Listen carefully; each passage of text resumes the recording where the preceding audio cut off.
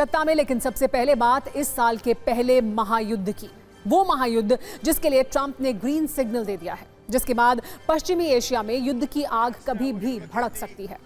America और Iran दोनों की तरफ से युद्धकाल से पहले की आखिरी चेतावनी जारी कर दी गई है। अमेरिका ईरान के बीच धमकियों का एक्सटेंशन इतना आगे बढ़ चुका है कि अब किसी भी वक्त बारूद बरसना शुरू हो सकता है। लगातार ये सवाल ट्रेंड कर रहा था कि आखिर ट्रंप खामेनेई के साथ करना क्या चाहते हैं, ईरान में आखिर क्या होने वाला है। पिछले 24 घंटे में अमेरिकी राष्ट्रपति ट्रंप ने एक ऐसा यू टर्न लिया जिसमें इन सवालों का जवाब छिपा है। ट्रंप ने कुछ ऐसा कहा जिससे महायुद्ध वाला टाइमर ऑन हो गया। ट्रंप ने कहा कि एक बड़ी सेना ईरान की तरफ जा रही है, युद्धपोत ईरान के करीब पहुंच चुके हैं, यानी युद्ध के लिए अमेरिका की तैयारी आखिरी दौर में है।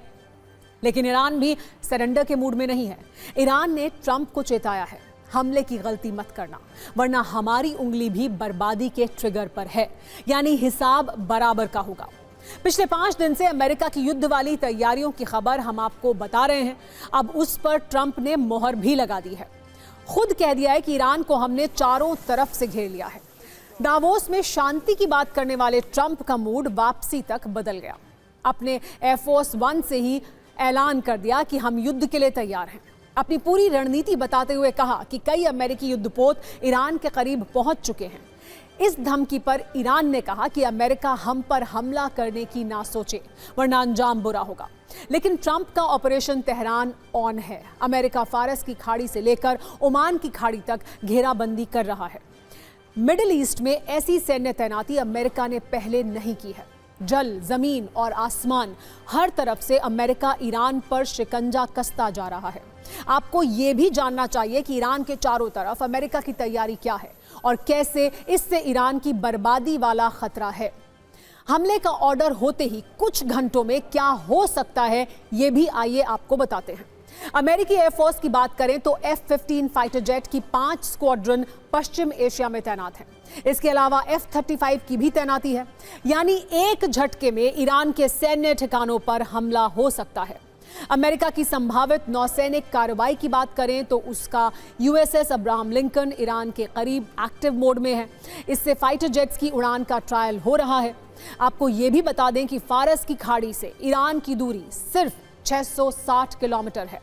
इसके अलावा अमेरिका का ड्रोन हमले वाली तैयारी भी कर चुका है। MQ-9 रिपर ड्रोन जैसे ड्रोन से हमले का प्लान है। प्रीडेटर ड्रोन से ईरान सैन्य ठिकानों पर हमला भी किया जा सकता है। इन तैयारियों के अलावा ग्राउंड एक्शन वाला प्लान भी मौजूद है। वेनेजुएला की तरह अमेरिकी स्पेशल फोर्स का ऑपरेशन हो सकता है।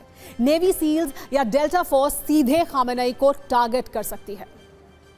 ईरान में पिछले 20 दिन से अमेरिकी एक्शन का इंतजार है, लेकिन ट्रंप या तो खुद कंफ्यूज हैं या फिर ईरान को कंफ्यूजन में रखना चाहते हैं।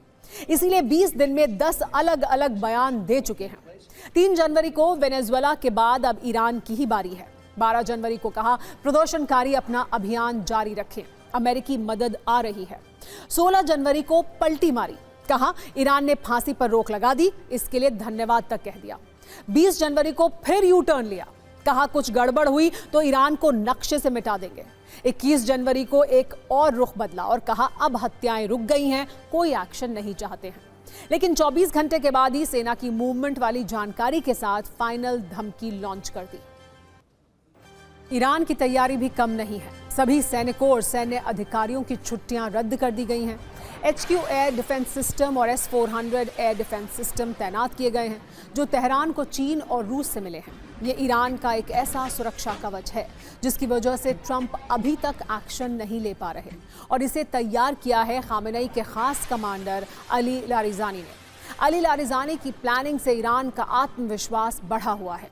उन्होंने ईरान को बचाने के लिए सुरक्षा और कूटनीतिक दोनों तरह का कवच तैयार किया है। कूटनीतिक कवच के तहत लारिजानी ने अरब देशों से दोस्ती बढ़ाई है। अरब देशों ने ही अब तक अमेरिका को ईरान पर हमला न करने के लिए मनाया है। इसके साथ रूस और चीन के साथ मिलकर सुरक्षा ब्लॉक तैयार किया। साथ ही ईरान के सभी बड़े सैन्य ठिकानों को अंडरग्राउंड किया गया। मिसाइल और ड्रोन अंडरग्राउंड शिफ्ट किए गए। साथ ही ड्रोन और मिसाइल वाले हाइब्रिड वॉरफेयर की तैयारी की गई। ईरान में विद्रोह के दौरान भी अली लारिजानी काफी एक्टिव दिखे। साथ ही उन्होंने हिजबुल्ला, हूती और दूसरे विद्रोही संगठनों को भी अमेरिका के खिलाफ वॉर फ्रंट खोलने के लिए तैयार किया है। Ali Larijani Islamic revolutionary guard को के पूर्व सदस्य रह चुके हैं। कट्टरपंथी खेमे के नेता माने जाते हैं। 2025 में ईरान की सर्वोच्च परिषद के प्रमुख बनाए गए थे। ईरान में प्रदर्शन के बीच वो कई बार मिसाइल पावर से दुश्मनों को तबाह कर देने की वार्निंग दे चुके हैं। मिसाइल शक्ति की बात करें तो ईरान के पास सेजल से लेकर फतेह और इमाद जैसी खतरनाक मिसाइल मौजूद हैं। इसके अलावा कद्र, खैबर और शहाब 3 मिसाइल से भी अमेरिकी बेस टारगेट किए जा सकते हैं। ड्रोन वॉरफेयर में भी ईरान बहुत मजबूत है। गाजा 149 ड्रोन के साथ आरश-1 और आरश-2 ड्रोन का भी इस्तेमाल ईरान कर सकता है। उसके शाहिद ड्रोन भी अमेरिका के लिए चुनौती बनेंगे। अब ट्रंप सेना के सामने ईरान की ये मिसाइल और ड्रोन वाली दीवार कब तक टिकेगी ये कहना मुश्किल है। लेकिन ईरान में अभी भी हालात ठीक नहीं हैं। हजारों की संख्या में प्रदर्शनकारी सड़कों पर उतर रहे हैं, आगजनी कर रहे हैं। आज भी ऐसे कई वीडियो सामने आए जिसमें गाड़ियों और दुकानों में आग लगाई गई। हिंसक प्रदर्शनकारियों को पहचान करके गोली मारी गई। कहा जा रहा है कि सर्च ऑपरेशन के दौरान IRGC के सैनिक सिविल ड्रेस में पहले तो प्रदर्शनकारियों के बीच घुल मिल गए, फिर कई लोगों को गोली मार दी। ईरान का एक और वीडियो वायरल है जिसमें IRGC सैनिकों ने मशीन गन से प्रदर्शनकारियों पर सामने से फायरिंग की है। सत्ता में ट्रंप खामेनेई के जुबानी ड्रोन्स के बाद उन उड़ते ड्रोन्स की खबर जो आए दिन पाकिस्तान से भारत आ रहे हैं, जिनके पीछे एक बड़ी साजिश का संकेत है, जिसका रिमोट आसिम मुनीर के हाथ में है। ऑपरेशन सिंदूर के बाद पाकिस्तान भारत में अब तक 801 ड्रोन भेज चुका है। कई मार गिराए गए हैं तो कई ड्रोन से ड्रग और सामान भेजे जाने का दावा है। इसीलिए उड़ते हुए इन ड्रोन्स के साथ कुछ सवाल भी उड़ान भर रहे हैं। आखिर आसिम मुनीर की आर्मी भारत में बार बार ये ड्रोन भेज क्यों रही है? क्या ऐसा करके पाकिस्तान भारत की ताकत और उसकी तैयारी को चेक कर रहा है? क्या लगातार ड्रोन भेजकर पाकिस्तान भारत की एंटी ड्रोन शील्ड को परख रहा है? सच ये है कि ड्रोन यूं ही तो कहीं घूमने नहीं जाया करते। इसीलिए पाकिस्तान की 800 ड्रोन वाली इस साजिश में क्या कोई बड़ा संकेत है, या ड्रोन भेजना सिर्फ एक बहाना है? मकसद किसी बड़े विषय से भारत का ध्यान भटकाना है।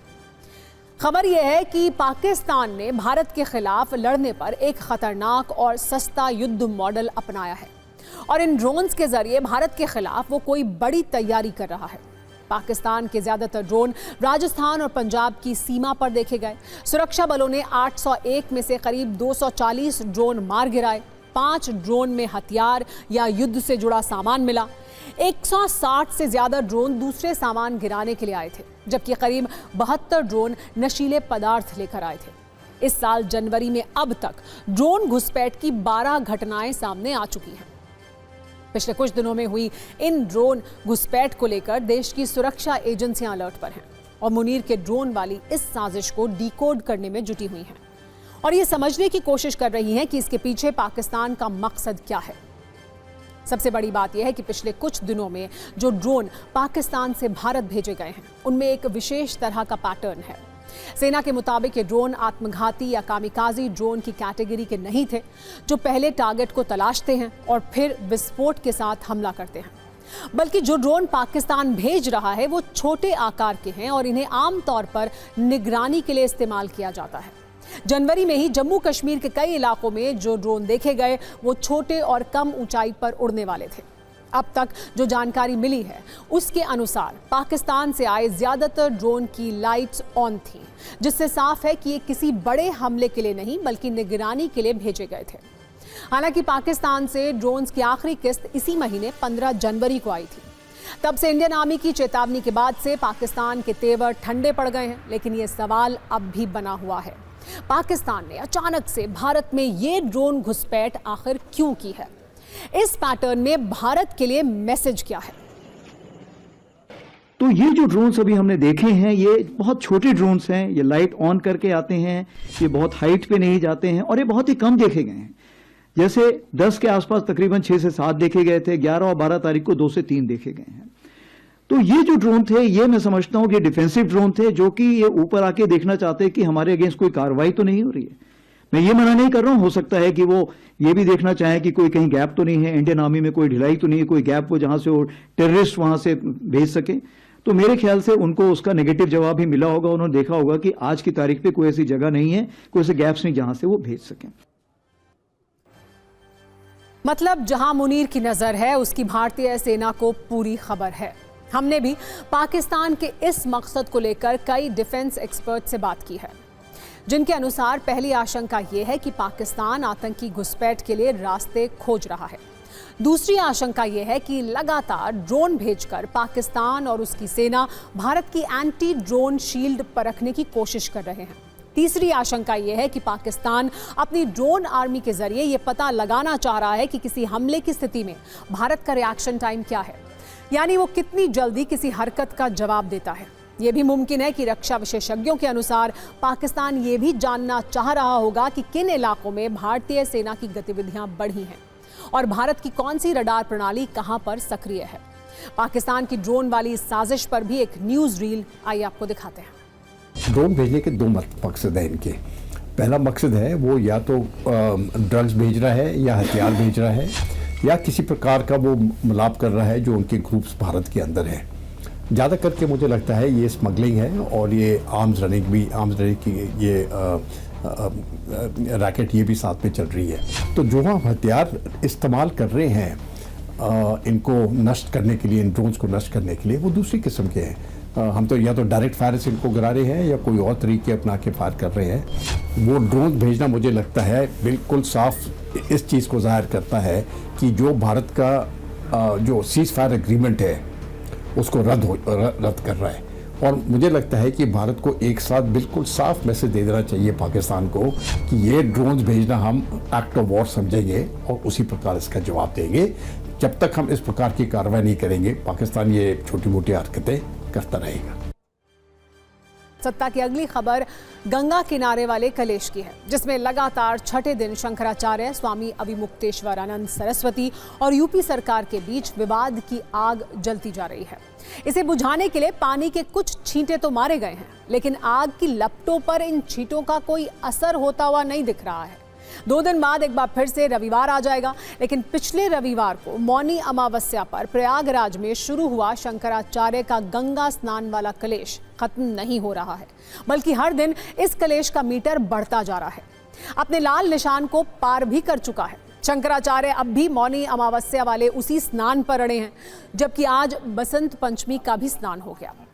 इस सब के बीच आज का अपडेट यह है कि स्वामी अविमुक्तेश्वरानंद सरस्वती को बुखार आ गया है और वो बिगड़ी तबीयत के बीच धरने पर लौट आए, लेकिन उन्होंने बसंत पंचमी का स्नान नहीं किया और ये कहा कि पहले मौनी अमावस्या का स्नान करेंगे, फिर दूसरा स्नान करेंगे।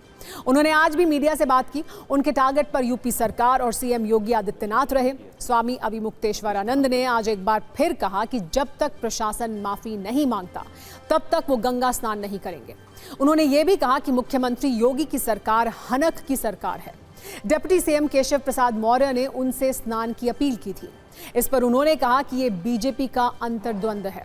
कुल मिलाकर स्वामी अविमुक्तेश्वरानंद सरस्वती के तेवर बरकरार हैं और उनका हमला लगातार तीखा होता जा रहा है। मुख्यमंत्री के शब्द जो सनातन के ऐसे लोगों के प्रति उनका एक वार था और काल नेमी शब्द का उन्होंने इस्तेमाल किया, जबकि केशव प्रसाद मौर्य ने बयान दिया कि आपसे उन्होंने एक तरीके से आग्रह किया है। जब हिंदू विरोधी कार्य किया जाता है उसी पार्टी के द्वारा, तब मन महसूस करके रह जाते हैं या फिर प्रकट करते हैं। ऐसे में भाजपा में भी अंतर्द्वंद मचा हुआ है।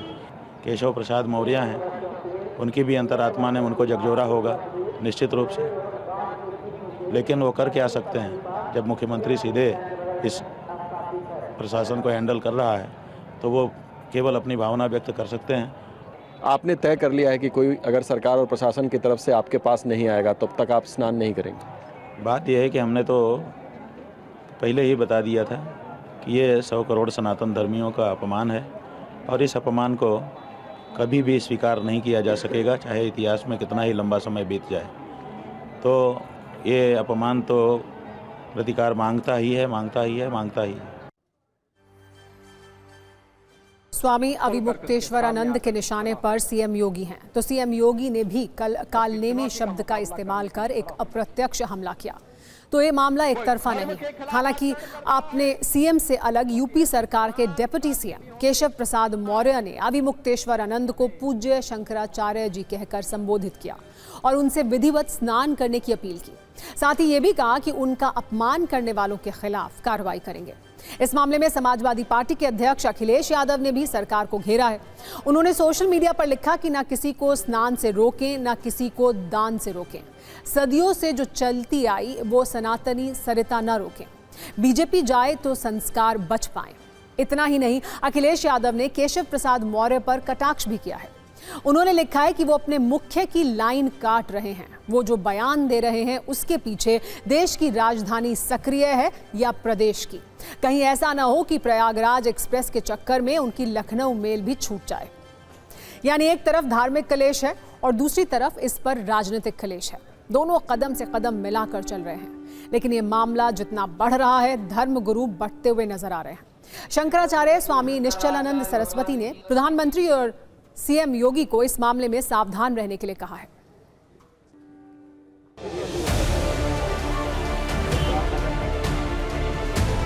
शंकराचार्य जी के चरणों में प्रणाम करते हैं, प्रार्थना करते हैं, स्नान करें। सर, उनका आरोप है कि मतलब हमको निशाना बना करके नहीं, जिन लोगों ने भी किया है उसकी जांच करके, जो उनकी जांच करके जो भी किसी भी पूज्य संत आचार्य को, शंकराचार्य जी को, किसी भी संत का भी अनादर हमारे यहाँ करने का वो नहीं है।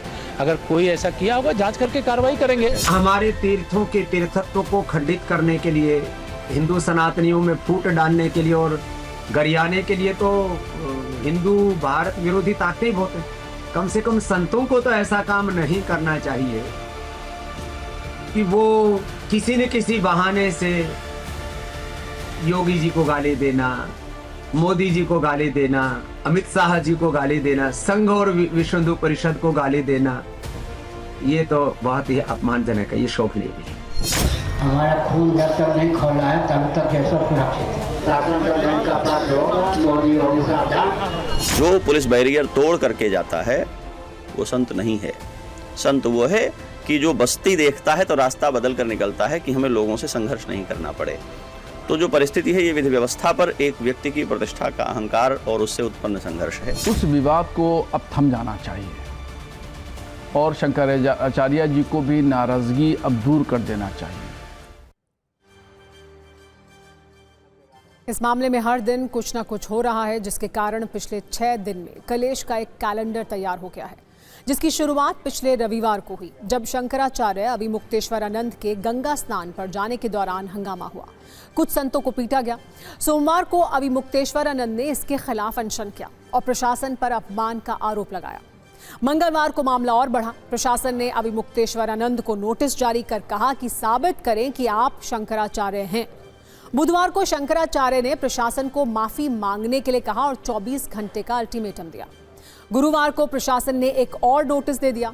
इसमें कहा गया कि आपने व्यवस्था खराब की, क्यों ना आपके मेले में प्रवेश पर बैन लगा दिया जाए।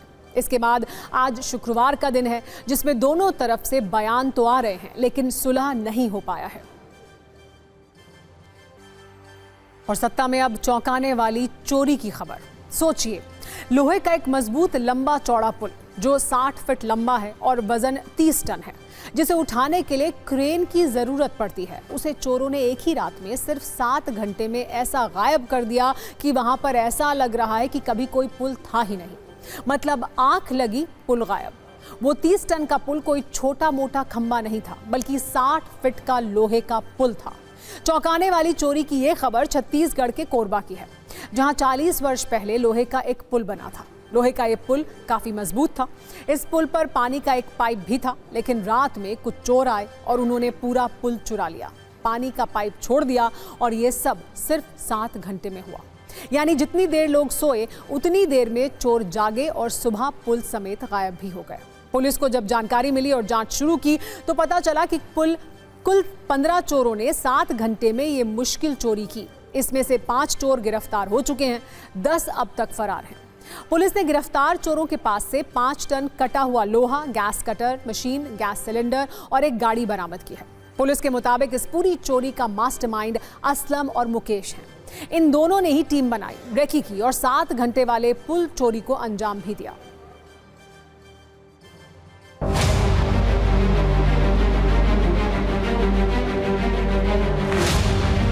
खून को काट करके रातों रात कटर से लेकर चले गए हैं। जो कटर जो काटे हैं उसका ये जो पहचान है, जो पूरा काट करके लेके गए, आधा कुछ हिस्सा 5-7 फीट का बचा हुआ, 1 टन माल बचा है यहाँ पे, बाकी कम से कम 10-12 टन माल कम से कम गायब हो गए। हम नहर के ऊपर बने हुए एक लोहे के ब्रिज को काट कर अज्ञात आरोपियों द्वारा ले जाया गया था। इसमें मुकदमा दर्ज कर लिया गया था। मुख्य आरोपी सहित अन्य आरोपियों की पहचान की गई है, जिसमें से 5 आरोपियों को गिरफ्तार किया गया है, जिसमें मुख्य आरोपी मुकेश साहू बरबट्टी और असलम खान ने प्लान बनाकर, ड्राइवर बुलाकर और मुकेश साहू के टाटा एस गाड़ियों को ले जाकर और गैस कटर आदि के माध्यम से उसको काटा गया। कुछ सामान को गाड़ी में भर पाए, कुछ सामान को नहर में छुपा दिया गया था। इसमें एक सिंडिकेट बनाकर ये घटना को अंजाम दे रहे थे। आइए अब आपको मध्य प्रदेश में धार की उस भोजशाला के अंदर लेकर चलते हैं जहां आज सुबह से पुलिस प्रशासन के हाथ पांव फूले हुए थे, सांसें अटकी हुई थी, ब्लड प्रेशर बढ़ा हुआ था। लेकिन अब सिस्टम राहत के मोड में है क्योंकि सब सौहार्द के साथ संपन्न हो गया। आज बसंत पंचमी के दिन धार की भोजशाला में 10 साल बाद सरस्वती पूजा और नमाज एक साथ पढ़ी गई। सुबह शाम रीति रिवाज और मंत्रोच्चार के साथ मां सरस्वती की पूजा की गई, जबकि दोपहर में भोजशाला के अंदर जुमे की नमाज भी हुई। वैसे इसके लिए सुप्रीम कोर्ट के निर्देश पर भोजशाला कैंपस और धार में पुलिस के साथ सीआरपीएफ और रैपिड एक्शन फोर्स के 8000 से ज्यादा जवान तैनात थे। सीसीटीवी, ड्रोन और एआई तकनीक से निगरानी की जा रही थी ताकि तनाव की स्थिति न बने। इसी सुरक्षा के बीच आज हिंदू श्रद्धालुओं ने सूर्योदय के साथ वाघ देवी की पूजा की और सूर्यास्त तक हवन और पाठ भी किया। इसके लिए सुबह से भोजशाला में भक्तों की जबरदस्त भीड़ थी। इसी दौरान पुलिस के विशेष वाहन से नमाजी भोजशाला में निर्धारित जगह पर नमाज पढ़ने के लिए पहुंचे और नमाज पढ़ने के बाद पुलिस के उसी वाहन से वो लौट भी गए। हम आपको इस खबर पर धार भोजशाला से एक रिपोर्टर रील भी आइए दिखाते हैं।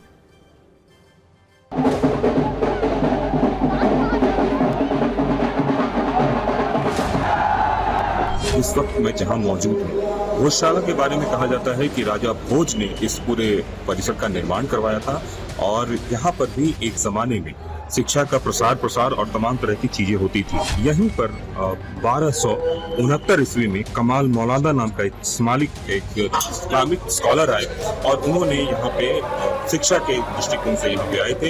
हालांकि बाद में जब उनकी हूटे बज चुका है, यानी सत्ता में आज का वक्त खत्म हो गया है। कल शाम 7 बजे आपसे एक बार फिर मुलाकात होगी। तब तक सभी न्यूज़ मित्रों से मेरी गुजारिश है कि वो सत्ता की न्यूज़ रील्स को ज़्यादा से ज़्यादा शेयर करें। और अब बारी है Realme 16 Pro सीरीज़ की। आइए देखते हैं इस स्मार्टफोन में क्या है खास। लाइफ इज अ सेलिब्रेशन और जब सेलिब्रेशन का परफेक्ट पार्टनर साथ हो तो हर मोमेंट हो जाता है और भी special. Presenting to you all the Realme 16 Pro series, 200 megapixel portrait master, perfect at every zoom. इस फोन का 200 मेगापिक्सल पोर्ट्रेट कैमरा कैप्चर करता है हर डिटेल बिल्कुल क्रिस्टल क्लियर। डिस्टेंस अब लिमिटेशन नहीं है, क्लोजअप हो या लॉन्ग शॉट, 1x जूम पर आप कैप्चर कर सकते हैं पूरा सीन। 3.5x जूम पर फोकस आता है एक्सप्रेशंस पर और 10x जूम पर कैप्चर होता है फाइन इंटीमेट डिटेल्स। तो हर जूम लेवल पर मिलती है परफेक्ट क्लैरिटी और बैलेंस्ड कलर्स ताकि हर फ्रेम लगे एकदम रियल, लाइफ लाइक और सेलिब्रेशन रेडी। अब मोमेंट्स छोटे हो या बड़े, हर एंगल से हर जूम पर Realme 16 Pro सीरीज इंश्योर करता है आपका मोमेंट हो capture just the way it deserves. Realme 16 Pro series, 200 megapixel portrait master, perfect at every zoom.